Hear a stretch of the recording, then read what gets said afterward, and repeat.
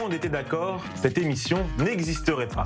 Bonsoir à tous, bienvenue sur le plateau de Ça se débat, saison 1, épisode 13. 13 comme le nombre de titres de champion de France du Paris Saint-Germain, un nombre qui ne plaira sûrement pas à nos téléspectateurs qui regardent l'émission depuis le département numéro 13.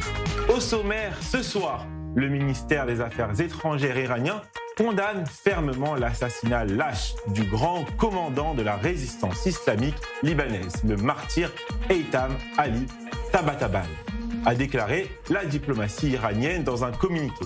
Ali Tabatabai, chef militaire du Hezbollah, a été éliminé hier dans une frappe israélienne sur un immeuble dans la banlieue sud de Beyrouth.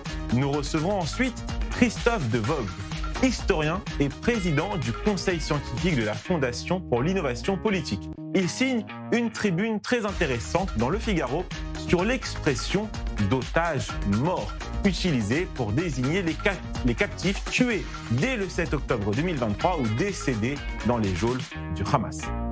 4 débatteurs, 4 informations. Rendez-vous après la pub pour un tour de l'info avec au programme Naftali Bennett, Eli Charabi, Donald Trump et les frères musulmans et une liste de génocidaires à boycotter publiée par un professeur à Lyon. Enfin, le second débat sera consacré à ces Israéliens qui souhaitent quitter Israël. Est-ce de la lâcheté?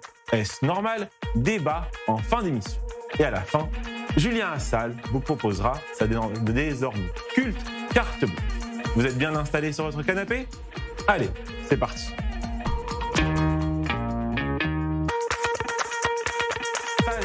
Saison 1, épisode 13, avec Jérémy Simber. Bonsoir Jérémy. Bonsoir. Comment allez-vous?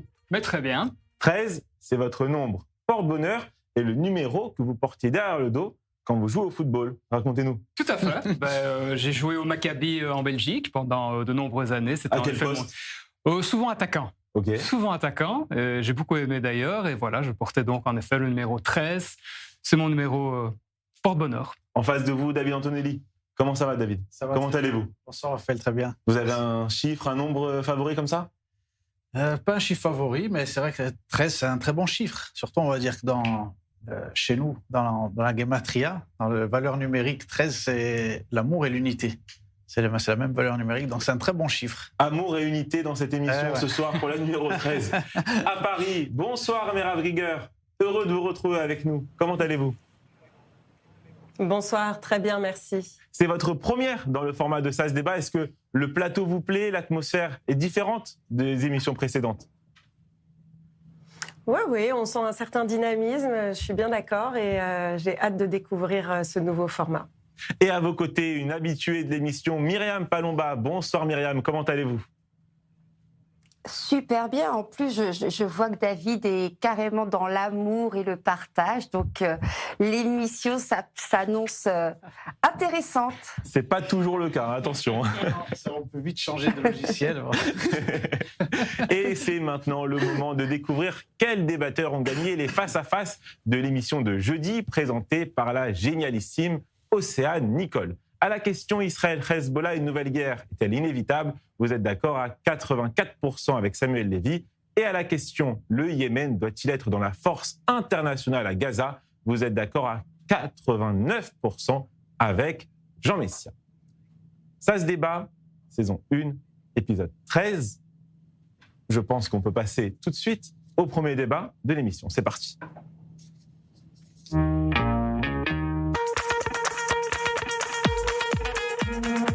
C'est le plus haut responsable du Hezbollah à être éliminé depuis le cessez-le-feu en Israël, le cessez-le-feu entre Israël et le mouvement chiite allié de l'Iran, Eitam Ali Tabatabai. C'est pas facile à dire, mais j'ai réussi 3 fois de suite à le dire sans faute. Rebecca Lamy me doit un café. Je vais pas essayer de le dire. Parce que j'ai eu un pari avec la chef d'édition de l'émission. Elle m'a dit si tu n'arrives pas à le dire 3 fois de suite, tu me payes un café. C'est elle qui me doit un coca maintenant. Voilà. Il est mort à la suite d'une frappe dans la banlieue sud de Beyrouth. Et cette opération israélienne, elle a inspiré l'équipe de Ça se débat. Et nous avons décidé de poser cette question, un poil provocante, on va dire. Cette élimination est-elle une provocation inutile du gouvernement israélien? Ça se débat, saison 1, épisode 13, face à face 1, c'est parti. Ah, il est censé avoir un jingle, il n'y a pas de jingle. Jérémy Simbers, vous avez répondu non. et à Paris. Myriam Palomba a répondu oui. Myriam Palomba, vous connaissez le principe, 60 secondes pour convaincre nos téléspectateurs et ensuite ils voteront sur le compte Instagram de la chaîne et nous donneront les résultats demain. Tout le monde est prêt ? Prêt. Myriam Palomba, 60 secondes, vous commencez. Alors moi, je me demande quel est l'intérêt de mettre le feu aux poudres alors qu'on est en train de négocier un plan de paix au Moyen-Orient. Comme en plus, on sait que cette attaque était une attaque qui avait pour but de tester, a dit l'armée, de tester sa capacité opérationnelle. Je pense que c'est bon, ils l'ont assez testé à Gaza. Donc pourquoi aller là tuer quelqu'un d'autre juste pour tester sa force opérationnelle? D'autant plus que bon, moi je veux bien, ils ont tué le numéro 2 du Hezbollah. Hezbollah que je considère évidemment comme une organisation terroriste, mais bon, ils l'ont tué, la bonne affaire, parce qu'il Benjamin Netanyahou pense-t-il qu'il ne va pas y avoir d'autres numéros 2 qui vont venir, à part attiser la haine, recommencer le cycle de violence, nuire à la paix au Moyen-Orient, nuire aux Israéliens et à la sécurité des Israéliens. Je ne vois pas quel était le but de cette intervention.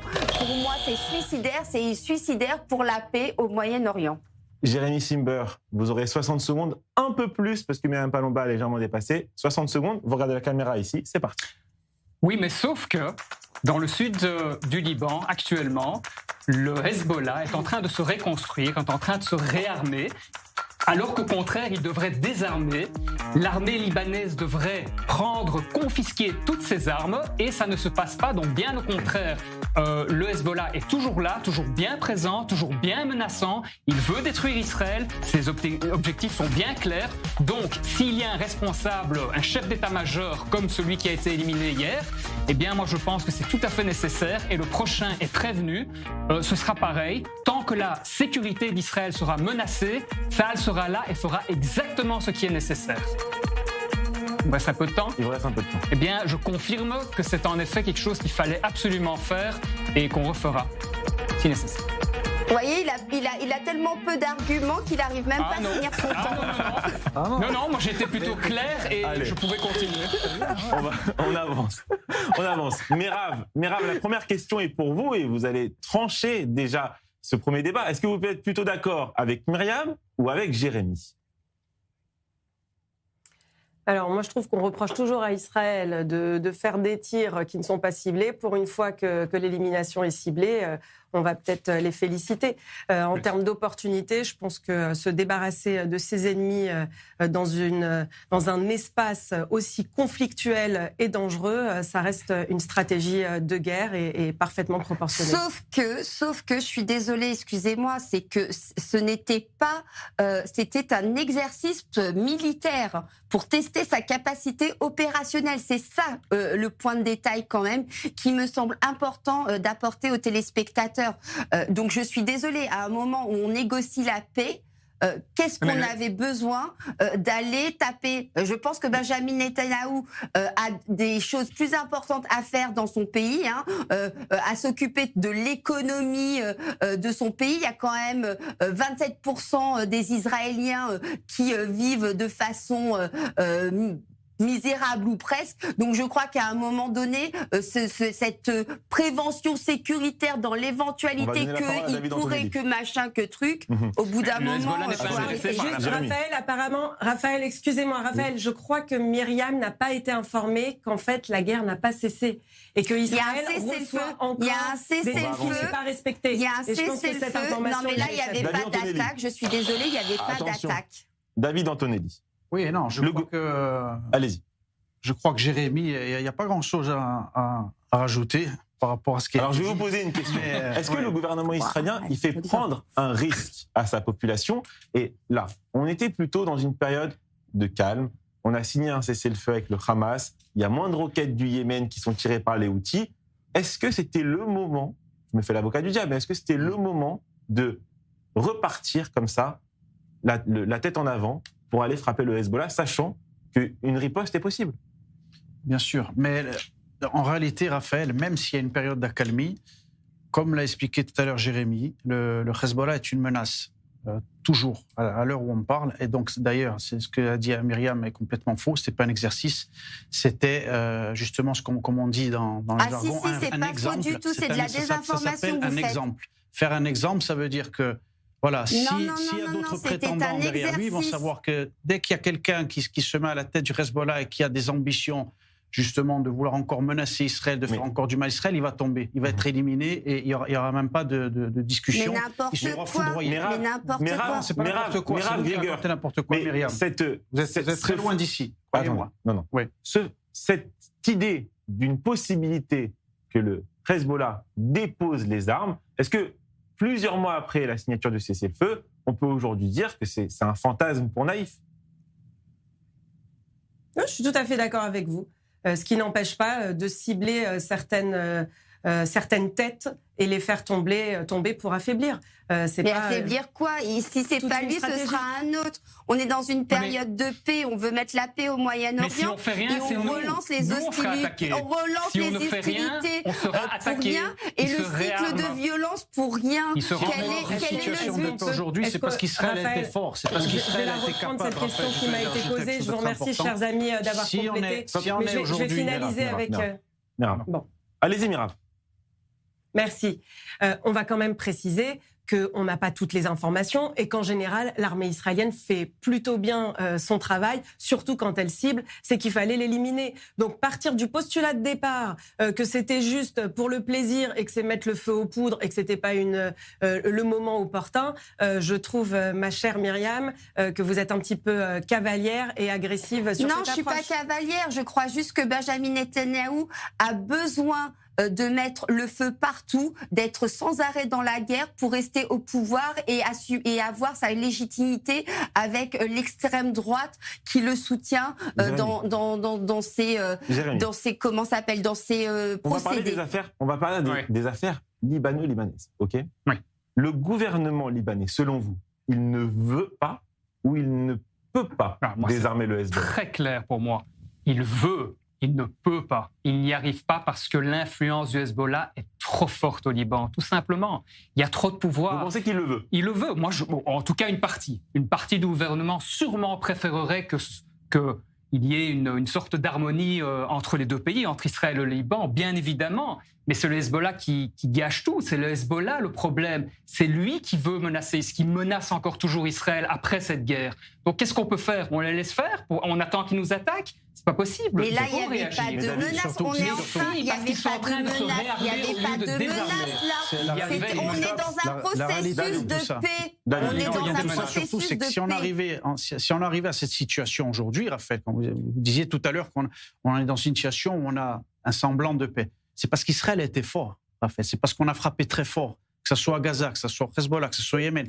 Israël a finalement aujourd'hui montré au Moyen-Orient qu'on était de nouveau, justement, la puissance militaire au Moyen-Orient qui ne craint personne. C'est parce que, justement, on a su frapper des coups décisifs, que ce soit contre le Hezbollah, que ce soit contre le Hamas à Gaza, que ce soit contre tous ceux qui nous menacent. C'est la raison pour laquelle on a un semblant de paix aujourd'hui. Parce que si on lève le pied, qu'on a juste un peu de relâchement, justement, ça revient comme un mouvement sans cesse. Ce que les gens comme le Myriam et souvent les Occidentaux ne comprennent pas, c'est que ça prend du temps, une guerre. On n'élimine pas le Hezbollah et des menaces comme le Hamas ou tout ce qu'on a à la frontière en 15 jours, en un mois, même en un an. Ça prend du temps. Et même si ça prendra encore 2 ou 3 ans, mais il faut les faire. Il faut prendre 2 ou 3 ans pour éliminer toutes les menaces. Ça prend du temps. Mais Merav, vous ne craignez pas... Attendez, Merav, vous ne craignez pas une réponse du Hezbollah? Les Israéliens n'en ont pas un peu marre d'aller tous les soirs dans les abris, aller se réfugier avec les enfants dans les abris, des missiles sur Tel Aviv, des missiles qui visent les grandes villes israéliennes? On n'en a pas un peu marre de ça? Alors, on en a un peu marre, c'est une certitude, mais il faut pas mettre ces deux informations côte à côte. Je pense qu'on en a marre et que côté population civile israélienne, on a envie qu'on prenne des mesures claires, ciblées, pour mettre un terme, faire tomber les têtes, affaiblir le Hezbollah. C'est des capacités qu'a Israël qu'il était temps de mettre en œuvre pour la population israélienne. C'est pas fait contre, c'est fait pour la population israélienne. Je ne peux pas imaginer que ça n'a pas été pensé, étudié, anticipé, et c'est le principe même d'un ciblage. Jérémy Simber, le mot de la fin. Moi, je voudrais juste rappeler qu'avec le Hamas, on pensait qu'ils étaient calmés, qu'il ne se passerait plus rien. Alors, on va bien sûr ne plus faire on va plus viser les responsables et tout ça, jusqu'à ce qu'un matin, un 7 octobre, il s'est passé ce qui s'est passé. On peut toujours faire pareil avec le Hezbollah, il n'y a pas de souci. Ils sont toujours là, Myriam Palomba. Ils sont là et ils veulent détruire Israël. Et si on les laisse faire, un jour, ça arrivera. Alors, on veut juste leur montrer qu'on est là et qu'on ne va pas se laisser faire et que tant qu'il faudra défendre notre pays, donc, nous le alors, ferons. Fallait pas accepter les accords de paix proposés par les États-Unis. Vous êtes dans un cycle d'accords de paix où vous avez le Qatar, l'Arabie Saoudite, etc. qui est en train d'œuvrer pour avoir la paix. Et qu'est-ce que vous faites dans ce moment de paix? Vous allez tirer là où il n'y avait pas besoin d'aller tirer pour relancer l'escalade et le cycle de violence. On a visé un terroriste. Ne signez pas d'accord de paix, ne signez pas TCFE et restez en guerre ad vitam aeternam. Un accord de paix, excusez-moi, un accord de paix, c'est en aucun cas se laisser tuer par les terroristes. Il faut qu'on avance. Je rappelle à notre... Excusez-moi, je peux préciser. Oui. Alors, Merav, rapidement, et après, il faut qu'on avance parce que notre invité nous attend. Allez-y. Un accord de paix, c'est en aucun cas se donner et se laisser abattre par des terroristes. Mais là, la lutte contre le terrorisme ne cède à aucun accord de paix. On est d'accord, mais là, on était dans la paix. On a tué le numéro 2 comme s'ils n'allaient pas en remettre un à la place. Donc c'est n'importe quoi. Dans ces auditions, on ne négocie pas la paix et on reste en feu ad vitam aeternam. On n'oublie pas, Raphaël, la population libanaise, ça n'aide pas que la population israélienne du nord d'Israël, mais aussi la population libanaise qui veut se débarrasser de ce Hezbollah et qui fait le sale travail. Et je rappelle à nos téléspectateurs qui peuvent aller voter sur le compte Instagram d'i24 News, oui pour notre ami Jérémy Simber. Je vais voter pour toi, Jérémy. Ah oui, pardon, c'est oui pour Myriam, et non pour Jérémy Simber. Et David Anthony annonce je vais faire voter. Non seulement je vais voter pour toi, mais je vais faire voter. Votez Jérémy Simber en masse. C'est de la triche. On va avancer. Il faut qu'on avance. Il est spécialiste de rhétorique politique et il analyse les mots et les concepts qui peuplent le débat public. Christophe de Vogt s'est penché dans une tribune publiée sur le site du Figaro sur l'expression d'otages morts utilisée pour désigner les captifs tués dès le 7 octobre ou décédés dans les geôles du Hamas. Interview du tac au tac avec l'historien Christophe de Vogt, c'est tout de suite. Il doit y avoir un jingle maintenant, peut-être qu'il partira. S'il ne part pas, c'est pas grave. Bonsoir Christophe de Vogt, merci beaucoup d'avoir accepté notre invitation. Alors, première question, dans cette tribune, vous écrivez, je cite, « Les otages morts à Gaza, un euphémisme atroce et lourd de sens politique ». Est-ce que vous pouvez nous expliquer pourquoi ? Écoutez, comme votre émission le dit, ça se débat par définition. J'espère ramener un petit peu plus de sérénité dans ce débat. J'aborde les choses d'un point de vue strictement rhétorique, c'est-à-dire du point de vue de la formulation et de l'argumentation. Et j'ai toujours été frappé depuis le début, depuis le 7 octobre, par cette expression d'otage mort, qui est une expression a priori neutre, mais qui pourrait bien cacher une sorte d'euphémisme, c'est-à-dire de cacher la réalité souvent, très souvent, presque toujours, en fait toujours, puisqu'il s'agit d'otages atroces de leurs conditions. Et cela vous imaginez bien, beaucoup d'attaques. Et les islamo-gauchistes, comme vous l'écrivez dans votre tribune, accusent même Israël d'être responsable de la mort de ses otages. Écoutez, je n'ai pas besoin de l'inventer, puisque les réactions à cet article sont parlantes, puisque c'est sans arrêt, en effet, le thème qui est abordé et soulevé, c'est la faute à Tsahal. Voilà. Donc, les enfants Bibas ont été bombardés par Tsahal. Enfin, les otages sont morts sous les bombardements israéliens. Et au-delà... Donc, ce que je craignais dans l'article, à la fin de l'article, où je dis « ce narratif va prendre de l'ampleur », se vérifie, hélas, dès aujourd'hui. Et au-delà des mots, vous dénoncez aussi le fait que 6 semaines après l'entrée en vigueur du cessez-le-feu, et beaucoup l'oublient en France, 3 otages sont toujours à Gaza. Oui, je crois qu'on vient de retrouver un des 3, sauf erreur. C'est une annonce du djihad islamique. Voilà. Donc, tant mieux si ces corps sont rapatriés, puisque vous savez l'importance de ce rapatriement, le plus vite possible, puisque c'est quand même la première phase de l'accord, Laurent, des corps. Hein. Des otages vivants, heureusement, mais des corps aussi. Donc, il y a un vrai sujet. Et je pense qu'il faudrait et c'était le sens de mon article, ne pas les oublier complètement. J'ai toujours trouvé que pendant ces 2 ans de guerre, ce sujet était quand même traité de façon, comme on dit en rhétorique, minorée, minimisée. Même si, je tiens à le dire, cela n'empêche pas de parler, et au contraire même, des bombardements massifs et de l'importance du nombre de victimes civiles à Gaza. Mais c'est l'expression d'otages morts, vous voyez ce que je veux dire, qui m'a, comme on dit aujourd'hui, interpellé. La guerre entre Israël et le Hamas est aussi une guerre des mots, c'est votre domaine, et nous entendons partout les mots génocide ou apartheid pour parler de la situation en Israël. Comment vous réagissez lorsque vous entendez ces mots-là? Est-ce que pour vous, ils correspondent à une réalité ou encore c'est une déformation sémantique? Alors là, je ne conclurai pas sur ces sujets, puisque comme vous savez, sur le génocide, il y a une enquête qui est lancée au niveau international. De toute façon, la question n'est pas là vraiment, au sens que ce sont des mots de toute façon, des mots de totem.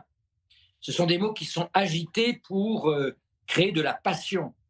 Ce ne sont pas des mots qui sont agités pour décrire une réalité. Réalité qui, encore une fois, doit être mesurée, évaluée de façon objective. Mon propos, il est plutôt de montrer, justement par les otages morts, qu'il fallait dire les otages tués, hein, tout simplement. C'était quand même l'évidence. Je ne crois pas que les otages en question étaient en tourisme à Gaza. Et quelle que soit la responsabilité, c'était le sens de mon article du point de vue du raisonnement. Si certains sont morts sous des bombardements israéliens, mais la question profonde et première, c'est que faisaient-ils là? Ils n'auraient pas été tués par Israël s'ils n'avaient pas été là. Ceux qui l'ont été, et qui d'ailleurs sont très souvent surévalués. Donc, et je citais notamment cet extraordinaire passage de Haaretz, un journal que vous connaissez bien, qui imputait à Israël la mort des otages tués par leurs ravisseurs à l'approche de l'armée israélienne. Ce qui est quand même un amalgame absolument sidérant. Merci beaucoup, Christophe De Voogd, d'avoir accepté notre invitation sur la 24 News. À très vite. Je vous remercie. Myriam Palomba, une réaction à cette tribune, à cette interview? J'ai trouvé ça très intéressant. Effectivement, je m'étais toujours. C'est vrai que le côté otage mort est très très choquant et que effectivement, il fait partie d'éléments de langage de propagande anti-israélien parce que effectivement, on aurait dû parler de otages tués. Je suis totalement d'accord avec Christophe De Voogd. Merav, une réaction aussi? Oui, on sait que les mots ont leur importance, que les mots font partie de la banalisation de l'antisémitisme et ont toujours servi le fascisme comme le nazisme. Donc cette explication, ce recul dont on bénéficie aujourd'hui sur les mots totems est particulièrement éclairant. Je pense aussi, et je le soumets à ces spécialistes, que idem, les otages qu'on a présentés comme vivants ne sont que des survivants et non pas des vivants. Donc on a bien que des otages et certains ont été assassinés et d'autres aujourd'hui ont ce statut de survivants et post-traumatique. Quant à la notion de génocide, elle est complètement démontable par le commun des mortels. Donc cette qualification est complètement inadéquate, inapplicable et elle ne sert, comme l'a dit le professeur, qu'à éveiller, alimenter les passions de haine. Le jour où vous me laisserez la parole, je vous ferai la démonstration à quel point elle est parfaitement inapplicable. David Antonelli, une réaction rapidement?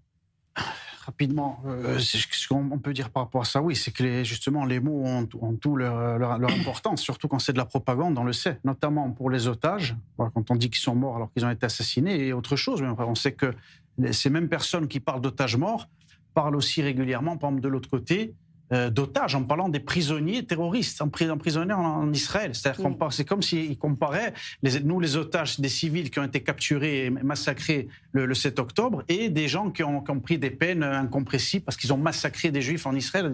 Donc c'est les mêmes personnes qui font la propagande. Jérémy, très rapidement. Je dirais qu'il y a consensus. On est tous bien d'accord. Voilà, je crois que le professeur l'a très bien expliqué. C'est important de faire des analyses pareilles et de faire des études plus approfondies quand on a en face de nous, voilà, comme on l'a dit, les islamo-gauchistes qui vraiment capturent ces histoires et qui les déforment. Voilà, c'est important. Honnêtement, quand j'ai vu cette tribune ce matin au Figaro, j'ai pas hésité une seconde sur l'invité du soir. Je voulais ce professeur pour qu'il y ait un travail explicatif aussi pour nos téléspectateurs. Très bonne idée. Voilà. Très bonne idée. Il est l'heure de marquer une courte page de pub. À tout de suite sur i24 News.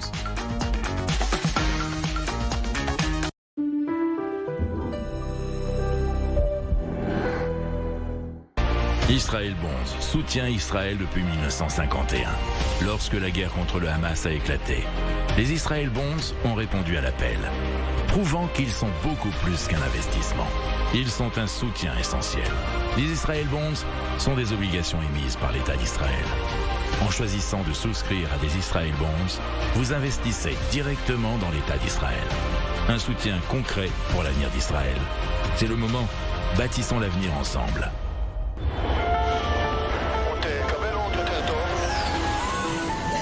עוד יותר, כן, עוד יותר, עוד יותר, כן. מזל טוב.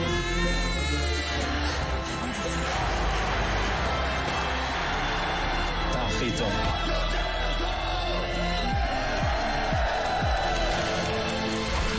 עוד יותר טוב. אלבר, רק את הטוב.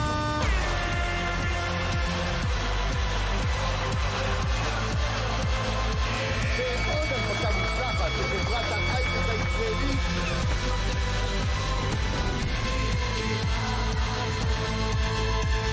אולי יצאו יותר טוב משהו.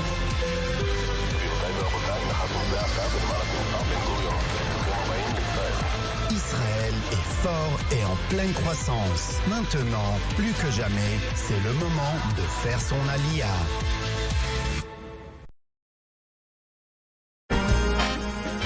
It's Christmas time, love is in the air, need you more than ever. Snow keeps snowing, the wind keeps blowing, but we'll be snug and so warm. And we wish you Merry Christmas, it's Christmas time at last. Le cadeau qu'on rêve tous d'avoir dans notre petit soulier est chez SFR. SFR, on s'engage pour vous. Vous vivez en Israël ou préparez votre alia? Félicitations. Vous avez un téléphone? Parfait. Téléchargez gratuitement l'appli Olim et découvrez tout ce que nous avons à vous offrir. Prise de rendez-vous médicaux et administratifs, paiement de vos factures, vérification de dettes, traduction instantanée, recommandations de professionnels, suivi de demandes et bien d'autres choses encore. Et si vous n'y arrivez pas tout seul, notre équipe parle votre langue et vous aide dans toutes vos démarches en Israël, à partir de 99 shekels par mois en illimité et pour toute la famille. Alors n'hésitez plus. Téléchargez l'appli ou contactez-nous. Ils visent des civils, des enfants, des familles. Au sol, une autre bataille se joue, celle de la vie. Les secouristes du Magen David Adom sont là chaque seconde auprès du peuple d'Israël. Mais ils ont besoin de vous. Un don, c'est une ambulance qui arrive à temps. Donnez maintenant. mda-france.org. mda-france.org.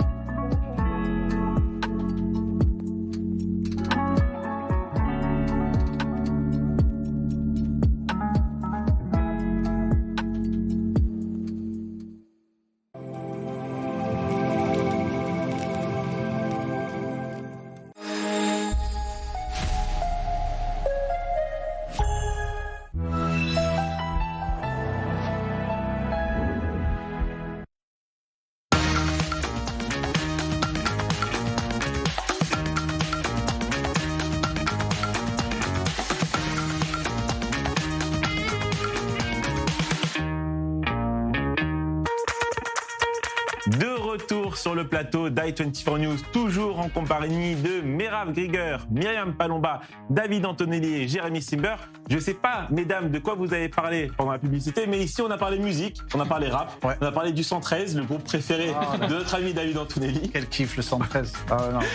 Les bons souvenirs 1999, les princes de la ville. C'est ça. Exactement, toute votre jeunesse. Ouais, c'est exactement. Je vous propose maintenant, sans plus tarder... On a parlé de la paix dans le monde, on a refait le monde et on a trouvé une solution pour la paix dans le monde pendant que vous parliez foot et musique. Alors, quelle est la solution pour la paix dans le monde ? Écoutez, on a préparé un accord. C'est beaucoup d'amour, beaucoup d'écoute, de tolérance et je crois que le chemin, il est vraiment très long. Bon, que de l'amour ce soir sur ce plateau. Ouais. Voilà. Semblerait-il. Je vous propose maintenant de faire le tour du reste de l'info. C'est parti.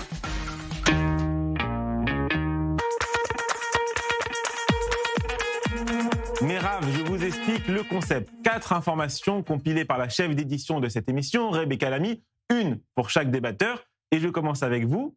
Le Premier ministre israélien Benjamin Netanyahou a exprimé hier soir sa gratitude envers le président américain Donald Trump après que ce dernier a annoncé son intention d'inscrire les frères musulmans sur la liste des organisations terroristes étrangères des États-Unis.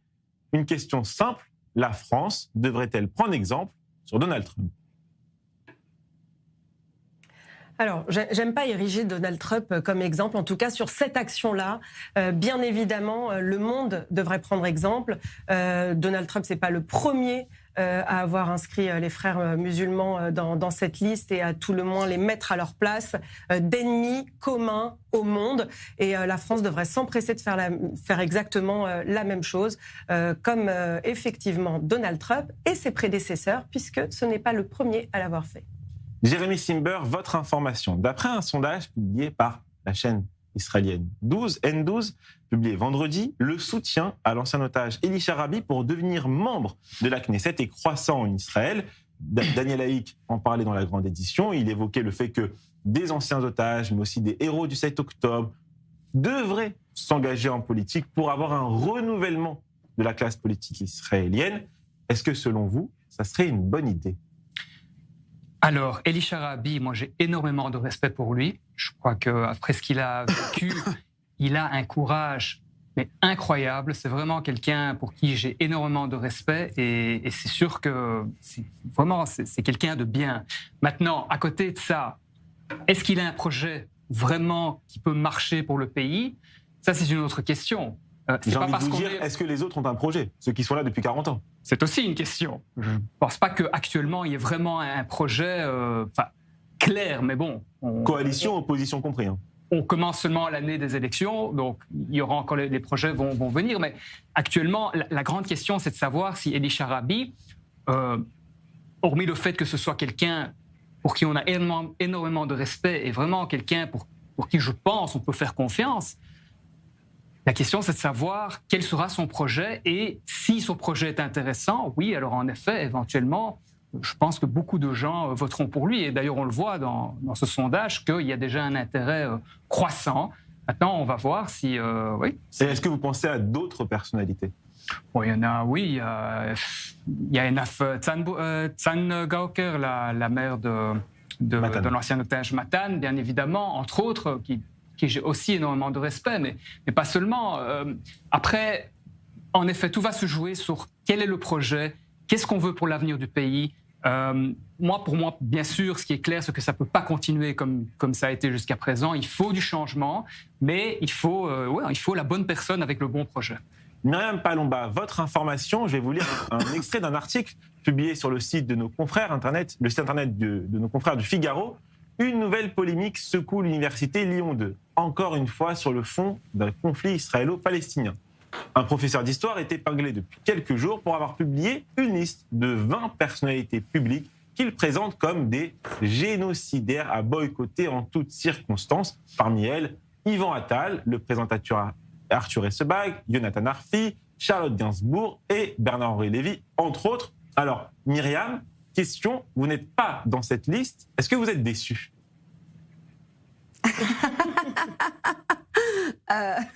Non, je suis pas déçue parce que justement, on reconnaît toujours mon côté sincère et j'essaye d'être le plus juste possible en dépit des idéologies ou des stigmatisations que l'on peut affubler en fonction de la religion ou de en tout cas de la religion d'une personne. Donc non, en plus, il y a dans cette liste des gens que je n'apprécie pas du tout, donc je suis vraiment très contente de ne pas être dans cette liste. Par contre, une réaction sur la liste en elle-même. Voilà, une réaction sur la liste maintenant. La liste est inadmissible. Alors, je ne vais pas priver de sa liberté d'expression ce professeur. D'ailleurs, l'université de Lyon s'est désolidarisée de ce qu'il a dit. Je ne suis pas, en tout cas, pour mettre une cible sur des personnages publics tels que ce professeur l'a fait. Après, on sait qu'à Lyon, il y a une certaine idéologie islamiste qui se développe parmi les étudiants et ça ne fait que développer cette islamisation dans les universités françaises. Non, effectivement, cette liste est très malvenue. On ne met pas de cible comme ça sur des personnalités, même si j'en aime pas certaines et que j'aimerais bien qu'elles disparaissent du monde médiatique. J'entends, attention, du monde médiatique, pas de la terre. Mais voilà, je trouve que cette liste est affreuse. Merav, une réaction à cette liste ? Oui, puis une réaction à ce qui vient d'être dit aussi. On fait disparaître personne du paysage. Non, mais vous allez me laisser finir. On fait disparaître personne du paysage médiatique quand on vient de dire qu'il faut laisser la liberté d'expression à ce professeur. Donc la liberté d'expression, c'est pour tous, et ce professeur n'exerce pas une liberté d'expression. Ça s'appelle les abus de la liberté d'expression, qui sont sanctionnés en France. Donc il y a liberté d'expression, surtout quand c'est fondé, développé, et ensuite les abus de la liberté d'expression. Cette liste est au-delà du caractère infâme, est complètement amoral, c'est pas du tout éthique. Il viole son devoir de neutralité et de réserve, mais c'est surtout illégal, parfaitement illégal. C'est diffamatoire et ça utilise encore ce terme qu'il va falloir démonter. Je vais quand même me permettre de le dire aujourd'hui à cette émission devant cette antenne. Pour être qualifié de génocide, c'est quand on veut éradiquer, exterminer tout un peuple. Je ne comprends pas pourquoi on ne parle pas suffisamment, en tout cas moi j'ai pas entendu parler, des Palestiniens de Ramallah, qui sont tranquillement chez eux, qui vivent plutôt très très bien et certains, je dirais même parfaitement bien, qui ne font l'objet d'aucune guerre avec Israël, d'aucune tentative d'élimination quelconque qu'on pourrait prétendre et qui ne fait que confirmer qu'à Gaza, il s'agit que d'une guerre. Les Palestiniens en Israël vivent bien avec des droits équivalents à ceux des Israéliens, bien supérieurs que beaucoup d'émigrés en France ou en Europe. Et à côté, il y a des Palestiniens qui vivent aux frontières d'Israël, à Ramallah, sans aucune difficulté. Donc ce mythe, ce fantasme du génocide, ça nourrit les idiots, les moutons, les fashionistas de je ne sais quoi d'Instagram et les haineux qui en profitent et qui en font le business de la haine et le plus grand business de la haine qui aura nourri tous les fascistes de tous les temps, c'est l'antisémitisme, le parfait bouc émissaire. Parce que nous, effectivement, quand on se défend, c'est ciblé, c'est une guerre et ce n'est pas de la sauvagerie, donc personne n'a à peur. Alors là, on n'est plus sur le registre de la question d'origine. Et oui, j'ai saisi l'opportunité. On n'est plus sur le sujet. Que j'ai saisi cette non, ça ne me dérange pas. Vous avez le droit de dire ce que vous voulez, mais on n'est plus du tout sur le registre de la question d'origine. Mesdames. Et donc, c'est illégal ? Non, pas du tout. L'information de David Antonelli. C'est important. Alors, quelle est votre information ? L'ancien Premier ministre Naftali Bennett n'a pas exclu la possibilité de faire une coalition incluant des partis arabes, selon un reportage diffusé dimanche soir sur la chaîne publique israélienne Cannes. On se souvient que la fois précédente, il avait intégré au sein de sa coalition le parti Ra'am, que chercherait aujourd'hui à faire interdire Benyamin Netanyahou pour ses liens avec les frères musulmans. David Antonelli, une réaction. Oui, tout à fait. On se souvient, bien sûr, de cet épisode.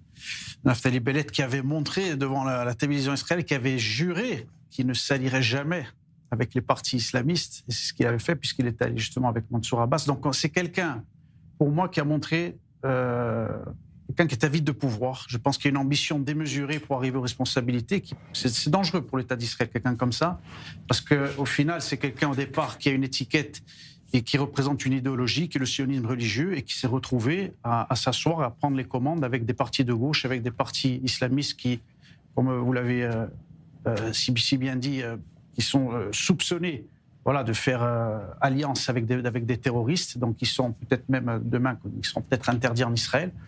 Donc si en plus, vous venez de dire qu'il n'a même pas... alors il y a deux solutions. Soit il sait qu'il est plus crédible et il ne pouvait pas dire que de toute façon, cette fois-ci, il ne s'allierait pas avec ces partis-là parce qu'on sait que sa parole ne vaut rien. Ou il est clair, il est droit dans ses bottes, il se dit si moi j'arrive demain encore sur la scène politique, eh bien, il n'y a aucun problème, je vais m'allier encore avec la gauche et les Arabes s'il le faut pour faire tomber le gouvernement actuel. Donc c'est quelqu'un qu'il faut pour moi bannir, voilà, tout simplement. Jérémy. C'est une preuve de plus qu'on a un Premier ministre qui a la mémoire courte, puisque c'est lui le premier qui a voulu faire une coalition avec Mansour Abbas il y a quelques années lors de précédentes élections. Donc ce n'est rien de neuf. Maintenant, il n'a pas fait. Il n'a pas fait, voilà. D'accord, mais Bennett l'a pas fait non plus pour l'instant. Pour l'instant, il ne s'est rien passé. Les actes, c'est les actes. Pour l'instant, il ne s'est rien passé. Et j'aurais été d'accord avec toi, Jérémy, si demain...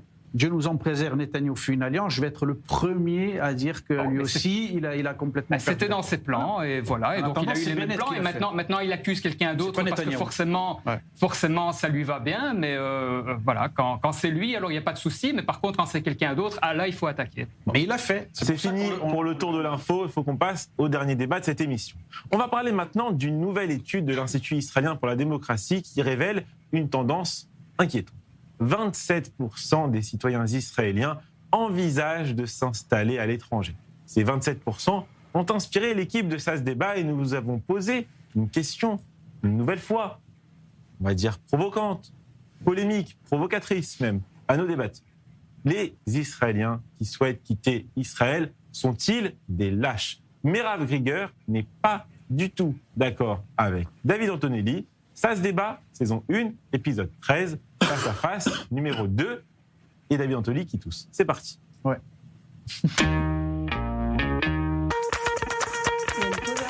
David, vous avez la main, 1 minute pour convaincre nos téléspectateurs. Merav, vous enchaînez juste après. Tout le monde est prêt ?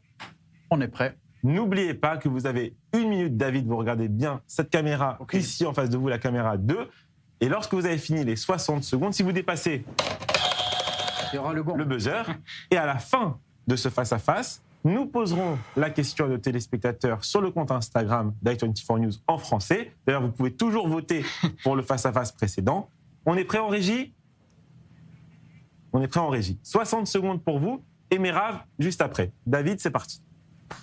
Alors oui, je dirais que oui. Celui qui quitte la terre d'Israël, définitivement, pour moi, est un lâche. C'est une faute très grave. Parce que, comme on le sait, selon nos sages, selon la Torah, Israël est comparé à l'épouse du peuple juif. Donc demain, de quitter la terre d'Israël, de tourner le dos à ses frères, à son peuple, c'est comme si on trompait sa femme. C'est comme si on allait vers une autre femme, une femme étrangère. C'est exactement ce que disent nos sages. Et moi, je suis en accord avec les sages d'Israël. Parce que les sages d'Israël, c'est la parole de la vérité, c'est la parole de l'éternité. Alors maintenant, quelqu'un qui est égoïste, vous savez, à la Haggadah de Pessah, tous les Juifs font la fête de Pessah, Rachid nous dit que le méchant dans le peuple d'Israël, c'est celui qui sort du klal, ou Yotse minal klal, c'est-à-dire qui sort du peuple. C'est celui-là qui est considéré comme le méchant. Eh bien là, on en a parfaitement l'illustration ici, surtout qu'on est un pays, on le sait à quel point c'est difficile, à quel point on est menacé, on est en guerre, donc on devrait être tous solidaires. Être là, c'est un acte militant. Et celui qui part, bien évidemment, c'est quelque chose de très très grave. Merav Grieger, vous répondez non, c'est à vous, 60 secondes. Être israélien, c'est être interdit dans 18 pays dans le monde. Être israélien, c'est s'inquiéter pour son nouveau-né jusqu'à ses 21 ans, jusqu'à ce qu'il termine l'armée en espérant qu'il n'y ait pas une guerre dans laquelle il serait réquisitionné. Être israélienne, aujourd'hui, c'est apprendre à aimer un jeune homme qui a des souffrances post-traumatiques et envisager de fonder un foyer avec lui. Être israélien, c'est incarner le foyer juif de Théodore Herzl, y compris en dehors des frontières d'Israël. Être israélien, c'est vivre une vie plurielle et affirmer son existence partout dans le monde sans rougir, sans avoir honte, sans se laisser intimider. Être israélien, c'est porter le drapeau d'Israël tatoué dans son cœur. Être israélien, c'est incarner le courage et la liberté. Et aucun événement politique n'empêchera un Israélien de faire ce qu'il aime, aller voir l'autre à sa rencontre dans ce monde. Loin des yeux. Non, c'est pas à vous. Jérémy Simber. La question habituelle, vous êtes plutôt d'accord avec David ou avec Merav ? Je suis désolé David, mais je ne vais pas pouvoir demander à mes followers Instagram de voter pour vous parce que je suis plutôt du côté de Merav. Et je vous ai senti presque ému en l'écoutant. Ah oui, très ému en effet parce que je me reconnais un petit peu là-dedans quand je vivais encore en Belgique. C'est-à-dire qu'il y a être israélien, c'est pas forcément habiter en Israël. C'est-à-dire que on peut être n'importe où dans le monde. C'est ce qu'on ressent pour le pays qui a de l'importance. Et moi, je connais des gens qui soutiennent Israël de tout cœur, mais pour certaines raisons, ils n'y habitent pas. Alors maintenant, avec la guerre, on peut comprendre qu'il y a des raisons qui s'ajoutent, comme les soldats post-traumatiques, comme la sécurité. Moi, je connais vraiment des bons amis qui sont, mais vraiment qui se sentent absolument israéliens, mais qui, juste pour la sécurité de leurs enfants, préfèrent vivre ailleurs. Et ça se respecte. Ça ne veut pas dire que je suis d'accord avec eux, mais de là à aller dire que c'est de la lâcheté, je trouve ça un petit peu fort quand même. Myriam Palomba, est-ce que vous comprenez ces Israéliens qui rêvent d'ailleurs ? Et autre question dans la question, est-ce que c'est vraiment mieux ailleurs quand on est Israélien en 2025 ? Est-ce que c'est vraiment... Alors oui, je comprends ces Israéliens qui veulent aller vivre ailleurs et pas uniquement à cause de la guerre. Il faut voir quand même ce qu'a fait Benjamin Netanyahou de ce pays avec une politique ultra-libérale. On a aujourd'hui quand même une économie en berne, un PIB qui s'effondre, une croissance décroissante. Enfin bref, je veux dire, aujourd'hui, on a privatisé la Poste, on a privatisé tout un tas de choses et l'économie israélienne est très mauvaise. Donc, je ne vais pas dire que la France a des leçons à donner à Israël, puisque Emmanuel Macron a fait également de notre pays quelque chose, a détruit l'économie française. Maintenant, est-ce qu'on est mieux ailleurs qu'en Israël ? Je suis pas bien placée pour vous le dire, parce que personnellement, moi, en tant que Française de confession juive, je ne me sens pas menacée en France. Je ne suis pas sous la menace d'attentats répétés et consécutifs. Je n'ai pas, mes fils ne devront pas, même si on veut aujourd'hui, on parle d'un service volontaire en France, ne devront pas faire leur service militaire à Tzahal. Je n'ai pas, comment vous dire, les mêmes problématiques que les Israéliens qui vivent au Moyen-Orient. Donc je suis mal placée pour vous le dire. En tout cas, moi personnellement, en tant que personnalité de confession juive, je ne me sens pas menacée plus que ça en France et où je trouve que il fera bon vivre en 2027 quand Emmanuel Macron sera parti. Merav Geger, une réaction à tout ce que vous venez d'entendre ? C'est forcément un sujet qui me touche particulièrement. Voilà, ça me touche particulièrement. C'est pour ça que j'ai griffonné quelque chose tout à l'heure. J'ai eu du mal à traiter ce sujet-là.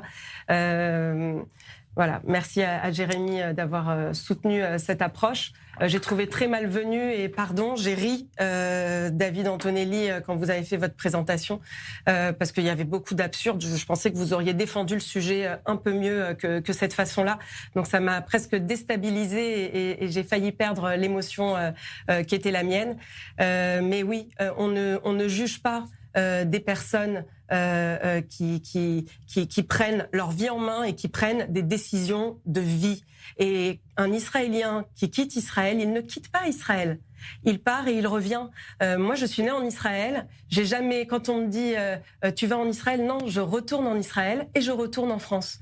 Donc, je n'ai jamais quitté ni l'un ni l'autre.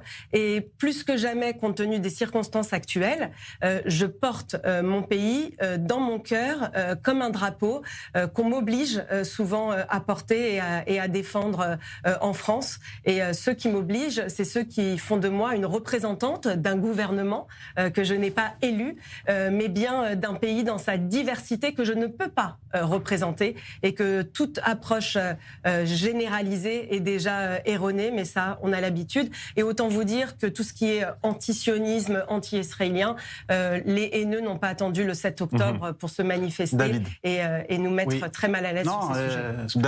David, la vie n'est pas simple en Israël, faut le dire aussi. La vie n'est pas simple en Israël, mais voilà, mais on est chez nous. En même temps, c'est notre pays. Et c'est pas de la lâcheté. Il y a une forme, moi je dis qu'il y a une forme de lâcheté, bien sûr, parce que vous disiez tout à l'heure que vous avez trouvé absurde. Mais vous savez, quand on est israélien et qu'on fait un acte militant de vivre ici, vous voyez, moi j'ai parlé avec mon cœur, je n'ai pas besoin de regarder un papier ou de lire une note, parce que c'était spontané.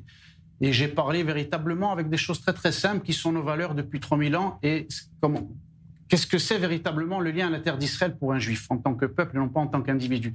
Mais quand on fonctionne en tant qu'individu, on peut se trouver toutes les bonnes ou les mauvaises raisons de ne pas vivre ici, bien évidemment. Comme disait Manitou, on peut trouver tous les alibis, même dans la religion des fois, pour ne pas revenir à Sion. Donc même, je parle même de certains religieux qui veulent vivre finalement une religion au niveau individuel et se couper de la nation d'Israël. Donc je ne parle pas que des gens qui partent pour faire des affaires, du business. Et dans ça aussi, je vois que c'est quelque chose un petit peu pour moi de lâche, parce que finalement on est liés, qu'on le veuille ou non, on n'est pas des individus, on est un peuple, donc on est tous liés par le même destin ici, on doit défendre son pays, on est menacé de disparition, on est en guerre sur 7 fronts jusqu'à aujourd'hui, on sait tout ce qui se passe, donc je pense que chaque personne qui apporte ici sa pierre à l'édifice, justement tant sur le plan économique que spirituel, eh bien c'est ça l'acte militant. Et je m'adresse même ce soir aux religieux qui sont encore en exil, je leur dis venez renforcer la terre d'Israël, venez habiter en Judée-Samarie. C'est comme ça qu'on va justement, par la souveraineté d'Israël, qu'on va empêcher nos ennemis d'avoir un espoir de faire un État terroriste dans nos frontières. C'est comme ça. Si on reste en exil, eh bien automatiquement, la nature horreur du vide, c'est comme ça qu'on renforce nos ennemis. Jérémy Simber, il nous reste 1 minute d'émission. Le mot de la fin sur ce débat. Oui, encore une fois, moi je suis profondément sioniste, profondément fier de ce pays, avec tous les problèmes qu'on connaît. Vous vous êtes déjà dit que vous avez une envie de rentrer en Belgique, vous et votre famille ? Je vais vous dire, dans exactement 2 semaines, ça fera 10 ans. Je vais fêter mes 10 ans d'Alia. Et je ne peux pas me souvenir d'un instant où j'ai pensé à retourner en Belgique. Pas parce que je n'aime pas la Belgique, au contraire, j'adore y retourner pour visiter ma famille, mes amis, etc. Mais je suis profondément attaché à ce pays. Par contre, ceux qui trouvent qu'il serait mieux ailleurs pour telle ou telle raison, encore une fois, je ne pense pas qu'ils le font parce qu'ils n'aiment pas Israël, au contraire, parce qu'ils veulent du bien d'Israël, mais qu'actuellement, c'est trop difficile pour eux de rester ici et qu'ils se sentent mieux ailleurs, en espérant que, bien sûr, ils reviendront un jour, ce que beaucoup font aussi. C'était un débat passionnant. Je vous remercie à tous les 4 vraiment d'avoir participé à ce débat. La dernière carte blanche de Julien Assal était une ode à Océane Nicole, qui était à ma place jeudi. Je ne sais pas si vous avez vu ça, David Antonelli. Curieux de découvrir ce qu'il nous a réservé ce soir. Julien Assal, c'est à vous. Bonsoir Raphaël, je suis très content de te voir ce soir. Je rigolais parce qu'on voit pas la totalité de mes cheveux, ce que tu ne connaîtras jamais, Raphaël. En tout cas, tu dois être très content toi aussi, parce que Océane t'a super bien remplacé jeudi dernier. Et je pense que tu peux te permettre de t'absenter plus souvent et laisser Océane présenter de temps en temps, voilà, du lundi au jeudi par exemple.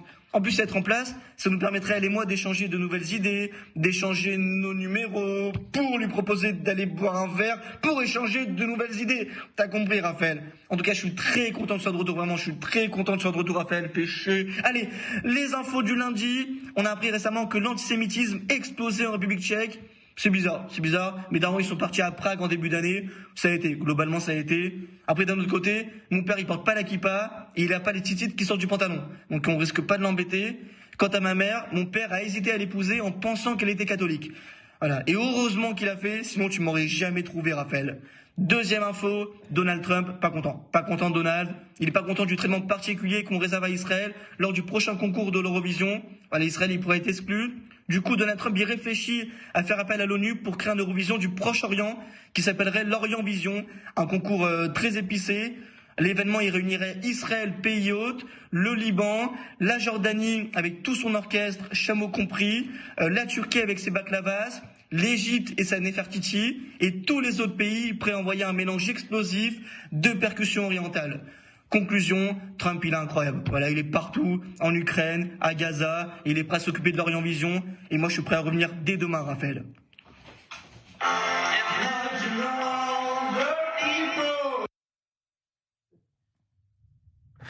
Vous avez remarqué qu'il a le sens du détail, parce qu'il finit avec John Lennon, avec un tableau avec le symbole de la paix. Julien Lassalle, vraiment parfait, parfait. Voilà, ainsi s'achève cette émission. Et attendez, une dernière chose. Océane Nicole est mariée. Attention, Julien Lassalle, elle est mariée. Je connais très bien son mari. Donc, si vous voulez pas avoir de problème, faut arrêter avec Océane Nicole. Stop, ça y est, c'est fini. Voilà. Ainsi s'achève cette émission. Restez avec nous sur i24 News. Merci David, merci Jérémy, merci Merav et merci Myriam. On se retrouve demain à la même heure. À tout de suite sur i24 News.